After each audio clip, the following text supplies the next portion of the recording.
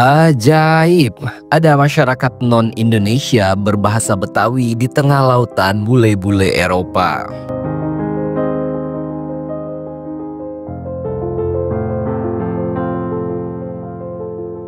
Barangkali kita sudah tidak asing dengan suku Betawi ya, salah satu suku yang banyak mendiami wilayah Jakarta dan sebagian Jawa Barat. Pendampingan dengan suku lain seperti Jawa, Sunda, Minang, Batak, Madura, Bugis, Dayak, dan masih banyak lagi menciptakan Indonesia yang kaya ragam budaya dan bahasa. Itulah Indonesia yang kita kenal saat ini. Namun siapa sangka ternyata ada suatu etnis yang bukan orang Indonesia, namun mereka berbahasa Betawi secara fasih dan lancar. Dan uniknya komunitas ini berada di tengah-tengah lautan bule-bule Eropa. Wow, siapakah mereka sebenarnya? Coba dengerin baik-baik. For example, hitting someone's head. Mereka adalah orang-orang Kokos. Meskipun secara administratif merupakan wilayah luar negeri, yaitu tepatnya di Australia, pulau-pulau ini menyimpan kisah menarik tentang komunitas Melayu Kokos, keturunan Nusantara yang telah menetap di sana selama hampir 2 abad. Mereka adalah cerminan hidup dari warisan budaya Indonesia yang terus berkembang di tanah asing. Sejarah awal komunitas Melayu Kokos. Melayu Kokos adalah sekelompok masyarakat asli atau lokal yang berbudaya Melayu yang membentuk mayoritas penduduk Kepulauan Kokos atau Kiling yang sekarang merupakan wilayah atau teritori dari negara Australia. Meskipun mereka telah berasimilasi dalam budaya Melayu, sebagian nenek moyang mereka sesungguhnya berasal dari tempat yang berbeda-beda. Pada tahun 1950-an, Inggris membawa sebagian Melayu Kokos untuk pindah dan menetap di Sabah, Malaysia, dan kini jumlah keturunan mereka di sana lebih besar daripada yang terdapat di Kepulauan Kokos, Australia. Umumnya Melayu Kokos menganut agama Islam dan khususnya berpaham Sunni atau Ahlus Sunnah wal Jamaah yang sama dengan yang dianut oleh masyarakat Islam Indonesia. Komunitas Melayu Kokos berasal dari pekerja-pekerja yang dibawa ke Pulau Kokos oleh pengusaha Inggris bernama John Clunies Ross pada awal abad ke-19.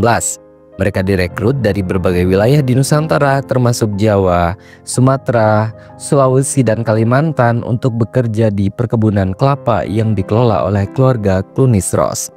Para pekerja ini menetap di pulau-pulau tersebut dan membentuk komunitas yang dikenal sekarang sebagai Melayu Kokos.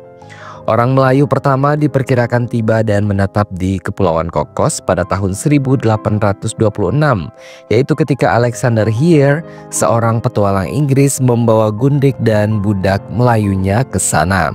Pada tahun 1827, John Clunies Ross mengubah kehidupan para budak Melayu itu ketika ia dan keluarganya memutuskan untuk menetap pula di pulau tersebut. Orang Melayu setempat dan sejumlah besar pendatang Melayu baru yang dibawa oleh Clunies Ross dipekerjakan untuk membantu memanen kelapa untuk dibuat kopra. Pada bulan September 1978, keluarga Clunies Ross menjual Kepulauan Kokos kepada pemerintah Australia. Sejak saat itu, Ratu Elizabeth II menjadi kepala negara wilayah itu yang mewakili oleh seorang gubernur jenderal administrator yang saat ini dijabat oleh Brian Lacy. Sedangkan yang mewakili masyarakat sebagai ketua Dewan Kepulauan adalah Haji Wahid bin Bini. Sistem pemerintahan Clunies Ross. Selama lebih dari 1 abad, keluarga Clunies Ross memerintah Kepulauan Kokos secara feodal dengan komunitas Melayu Kokos sebagai tenaga kerja utama di perkebunan kelapa mereka. Mereka hidup dalam sistem yang terisolasi dengan sedikit interaksi dengan dunia luar. Meskipun demikian, komunitas ini berhasil mempertahankan identitas budaya mereka, termasuk bahasa, agama, dan tradisi. Budaya dan tradisi yang terjaga. Bahasa yang digunakan oleh komunitas Melayu Kokos adalah dialek unik yang merupakan campuran dari bahasa Melayu, Betawi, Jawa, Sunda, serta pengaruh dari bahasa Inggris dan Skotlandia. Dialek ini dikenal sebagai bahasa Pulu Kokos dan menjadi bahasa pergaulan utama di Home Island. Meskipun dianggap kasar oleh sebagian orang, bahasa ini mencerminkan sejarah panjang interaksi budaya di pulau tersebut. Terkait pakaian tradisional, komunitas Melayu Kokos memiliki pakaian tradisional yang khas, yaitu baju kebaya untuk wanita dan baju Melayu untuk pria. Pakaian ini menunjukkan perpaduan antara budaya Melayu dan pengaruh Eropa, terutama pada desain dan penggunaan aksesoris seperti kerongsang dan sabuk. Pada acara-acara khusus seperti pernikahan dan upacara adat, pakaian ini dikenakan dengan penuh kebanggaan. Terkait seni dan kerajinan, seni tradisional seperti anyaman, pembuatan perahu jukong, dan pertunjukan wayang kulit masih dilestarikan oleh komunitas ini. Museum Pulau Kokos di Home Island menjadi pusat pelestarian budaya, menampilkan berbagai artefak dan dokumentasi sejarah komunitas Melayu Kokos. Kehidupan sehari-hari di Kepulauan Kokos. Penasaran kan bagaimana sih mereka tinggal di pulau yang terisolasi tersebut? Mayoritas penduduk Melayu Kokos memeluk agama Islam Sunni. Mereka merayakan hari-hari besar Islam seperti Idul Fitri dan Idul Adha dengan sangat meriah, lengkap dengan tradisi selamatan dan kenduren yang mirip sekali dengan yang ada di Indonesia. Masjid menjadi pusat kegiatan keagamaan dan sosial di komunitas mereka. Perihal pendidikan dan bahasa, sekolah-sekolah di Kepulauan Kokos mengajarkan bahasa Inggris dan bahasa Melayu tentunya. Namun ada kekhawatiran akan hilangnya bahasa Melayu Kokos di kalangan generasi muda yang lebih banyak menggunakan bahasa Inggris dalam kehidupan sehari-hari. Upaya pelestarian bahasa dan budaya terus dilakukan oleh komunitas dan pemerintah setempat. Hubungan dengan Indonesia dan Malaysia. Komunitas Melayu Kokos memiliki ikatan budaya yang sangat kuat dengan Indonesia dan juga Malaysia. Maklum, banyak dari mereka yang masih memiliki kerabat di kedua negara tersebut. Dan hubungan ini terus terjalin melalui kunjungan keluarga, pernikahan, dan pertukaran budaya.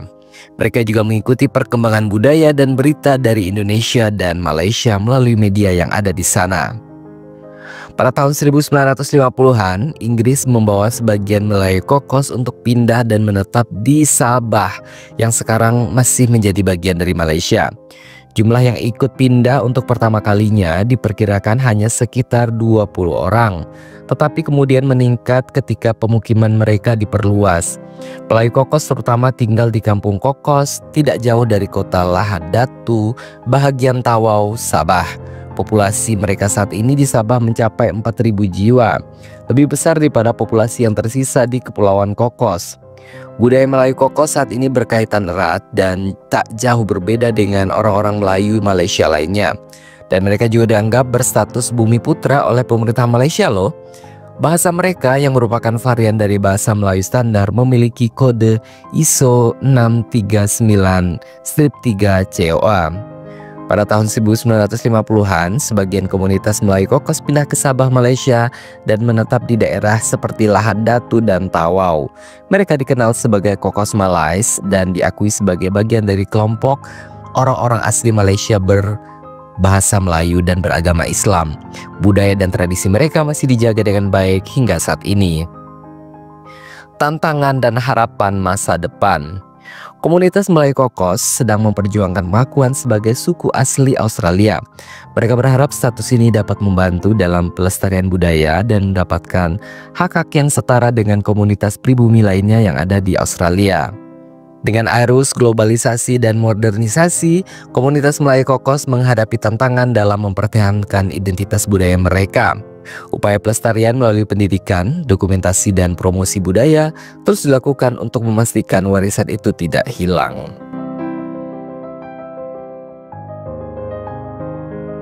Kisah komunitas Melayu Kokos di Australia adalah bukti nyata dari kekayaan budaya Nusantara yang telah menyebar hingga ke pelosok-pelosok dunia. Meskipun tinggal jauh dari tanah leluhur mereka, komunitas ini tetap menjaga dan melestarikan budaya, bahasa, dan tradisi yang diwariskan oleh nenek moyang mereka. Sebagai warga Indonesia, kita patut berbangga atas jejak budaya leluhur kita yang terus hidup dan berkembang di Kepulauan Kokos, Australia. Jadi, bagaimana menurut pendapat Anda?